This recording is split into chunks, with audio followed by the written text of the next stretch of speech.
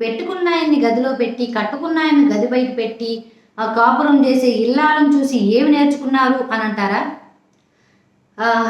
కథలోకి వెళ్ళే ముందు నా ఛానల్ సబ్స్క్రైబ్ చేసుకొని, లైక్ చేసి, షేర్ చేసి సపోర్ట్ చేయండి అబ్బా. మీ లైకు, కామెంటు చాలా ఇంపార్టెంట్ నాకు.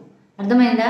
నేను పెట్టే వీడియోకి మీరు రెస్పాన్స్ అయ్యి ఒక కామెంట్ అయితే పెట్టండి. వాళ్ళు చూస్తూ ఉంటారు. ఇదైతే నా స్టోరీ కాబట్టి మామూలుగా చెప్తున్నా. ఇక్కడ కథలోకి వెళ్తే ఈ పెదనాన్నకి పరిస్థితి ఏంటంటే, ఎవరైతే పెట్టుకున్న ఆయన ఉన్నాడో ఆ పెట్టుకున్న ఆయన దగ్గర ఈ పెదనాన్న ఆఫీస్ బాయ్ అనమాట. జొన్నల మిల్లో కంపెనీ, ఈయన మేనేజరు, ఈయన ఆఫీస్ బాయ్. ఈ పెదనాన్నకి యాక్సిడెంట్ అయింది. ఈ యాక్సిడెంట్ అయినప్పుడు ఆయనకి కొన్ని భాగాలు అనేది డ్యామేజ్ అయిపోయాయి. తర్వాత షుగర్ వచ్చి కాలు తీసేశారు, మోకాలు దాదాపు తొడ వరకు తీసేశారు. ఆ తర్వాత ఆయనకి బ్లడ్ క్యాన్సర్ అనమాట. ఈయన ఇంకా ఇంట్లో కూర్చుంటున్నాడు. ఈయన పోస్టింగ్లోకి ఈ పెద్దమ్మ వెళ్ళేది. ఆ పెద్దమ్మ వెళ్ళినప్పుడు ఈయన చూస్తూ ఉండేవాడు అనమాట. ఈయన కదిలిస్తూ ఉండేవాడు, కానీ పెద్దమ్మ తన పని చేసుకొని వచ్చేసేసింది. ఇది టీలు పెట్టి ఇవ్వటం, ఫోన్లు వస్తే చెప్పటం, బిల్లులు రాసి ఇవ్వటం, ఇట్లా చూసుకుంటూ ఉండిద్ది అనమాట. ఇక వీళ్ళిద్దరికి పెద్దమ్మకి పెదనాన్నకి పిల్లలు ఏంటంటే, ఇద్దరు ఆడపిల్లలు, ఒక మగపిల్లడు. మగపిల్లడు ఎవరో ఒక అమ్మాయిని తీసుకొని వెళ్ళిపోయాడు. ఇక ఇద్దరు ఆడపిల్లలు ఉన్నారు. ఆ ఇద్దరు ఆడపిల్లలను పెట్టుకొని, ఈ భర్తను పెట్టుకొని ఈ పెద్దమ్మ చూసుకోవాలి. ఇద్దరు ఆడపిల్లల్ని బయటికి వయసుకొచ్చారు. ఏం చేయాలా? బయటికి పంపిస్తే ఎవరు ఎట్లా ఉంటుందో. తనతో పాటే ఆ పొలం, ఆ జొన్నల మిల్లుకి తీసుకెళ్ళేది, చూసుకుంటూ ఉండేది. కానీ ఎంత చేసినా కూడా పిల్లలకి పెళ్ళిళ్ళు చేయాలి కదా. ఇక ఏమైనా కదిలించి ఏమతో పని లేదని చెప్పేసి, ఏమతో పడదు ఇక అనవసరం అని చెప్పేసి ఇక ఈయన దగ్గరికి వచ్చి మాట్లాడాడు. ఏమని? పిల్లల పెళ్ళిళ్ళు నేనే చేస్తాను, ఇల్లు నేనే జరుపుతాను, నీ మందులకు నేనే చూసుకుంటాను, ఇంకా జీతం పెంచేలా చేస్తాను, ఒప్పించు. ఇప్పుడు నీ పరిస్థితి బాగలేదు. ఇప్పుడు సరే, సపోజ్ అక్కడికైనా బయటికి పంపిస్తే ఎవడొకడు తగులుకోవడానికి గ్యారంటీ ఏంటి అని బాగా ఈయనకి ఎక్కేసి చెప్పాడనమాట. ఇక ఏమో రాగానే, అమ్మ మన పరిస్థితి బాగోలేదు, దత్తాగారు ఆయన అడుగుతున్నాడు, ఎట్లాగొట్లా చూసుకోమ్మా అని చెప్పేసి ఈయన నువ్వు ఒప్పుకో అన్నట్టుగా చిన్నగా లింక్ అంటే ఆమెకు చెప్పాడనమాట. ఇక ఆమె పడింది. ఒక 10 రోజులు, 15 రోజులు, 1 నెల, 2 నెలలు తర్వాత ఇంకా ఈయన ఎంతసేపటికి చెబుతూ ఉంటాడు కదా, ఎగదొత్తా ఉంటాడు కదా, ఎట్లా ఉంది పరిస్థితి, ఒప్పుకో, అట్లా ఒప్పించేశాడు. ఇక ఈయన వచ్చేసి కాపురం చేస్తూ చక్కగా ఇద్దరు పిల్లల్ని పెళ్ళిళ్ళు చేసేసాడు. ఈయనకు మందులకి ఒక మనిషిని పంపించి హాస్పిటల్కి తీసుకెళ్ళి అన్నీ చూసుకుంటున్నాడు. ఆ తర్వాత మళ్ళీ ఆమెకి ఇంట్లోకి అన్ని సరుకులు తీసుకొస్తుంటాడు. అంతా బాగానే ఉంటుంది. సరే, కొట్టడం ఏంది పెద్దమ్మ అంటే, ఆయనకి తాగొచ్చినప్పుడు అంటే వాళ్ళిద్దరూ ఆ సమయంలో ఆయనకి ఆమెను కష్టపెట్టి ఆమెతో ఉండటం అంటే ఇష్టం అంట. అదొక సైకో శాడిజం అనమాట.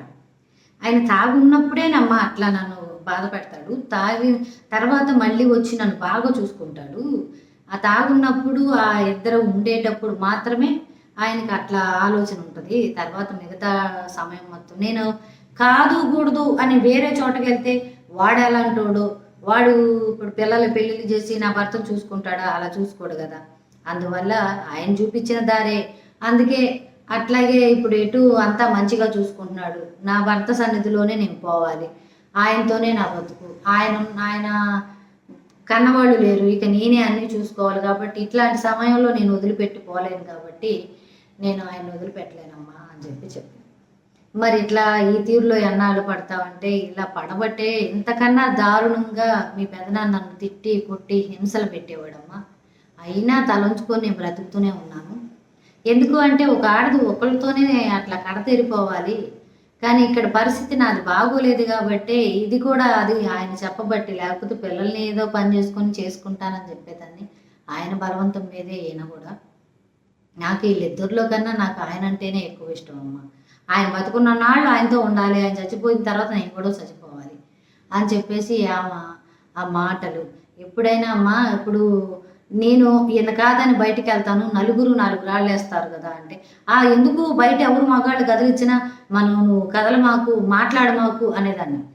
ఒక ఆడదాన్ని మనసునన్నా నమ్మొచ్చు కానీ వయసును నమ్మకూడదు. ఎందుకంటే మగాడు రాయి తగిలే వరకు వేస్తూనే ఉంటాడు. ఇక్కడ ఒక ఆడదానికి వచ్చేసరికి పరిస్థితులు దెబ్బతిన్నప్పుడు తలంచేసిద్ది. వయసు అట్లాగే ఇంట్లో అంటే ప్రకృతి పరంగా కొన్ని ఉంటాయి. అవన్నీ సంథింగ్ ఒక రకంగా చెప్పింది, నాకు చెప్పడం ఒక రకంగా చెప్తున్నాను అనమాట. అవన్నీ వాటికి ఏదో ఒక రాయికి అలా పడిపోయిద్దమ్మా, పరిస్థితులు అలా చేస్తాయి, అది దైవ నిర్ణయం, మనం చేసేది ఏమీ లేదు. ఆడదాని మనసును నమ్మొచ్చు కానీ వయసును నమ్మలేము, ఆ తీరులో వెళ్ళిపోయిద్దమ్మా అని చెప్పి చెప్పింది. ఇంకా అప్పటి నుంచి నేను అమ్మో బాబోయ్, పెద్దమ్మ నీ దగ్గర మాత్రం నిజంగా అంటే ఆమె చెప్తున్నప్పుడు ఆమె కళ్ళల్లో బాధ, ఆమె మాటల్లో భర్త అంటే అంత పిచ్చి ప్రేమ భర్త అంటే అనిపించింది. అసలు వేరే ఈ తీరులో నా మైండ్ అయితే నా కొడుకు ఉంటే అంతా పోతే ఏదో ఒకటి అన్నట్టుగా అనిపించేదనమాట. కానీ ఆయన అంత క్షోభ పెట్టినా కూడా, ఆయన మాట విని ఈయనెంత క్షోభ పెడుతున్నా కూడా ఆయన కోసం బతుకుతుంది చూసారా, అసలు దండం పెట్టొచ్చు అనిపించింది నాకు. అందుకే అట్లా ఒకరోజు అట్లాగే అమ్మ ఎప్పుడైనా మనం మంచిగా ఉండాలి, మంచిగా ఉంటేనే 10 మంది మనతో మాట్లాడతారు.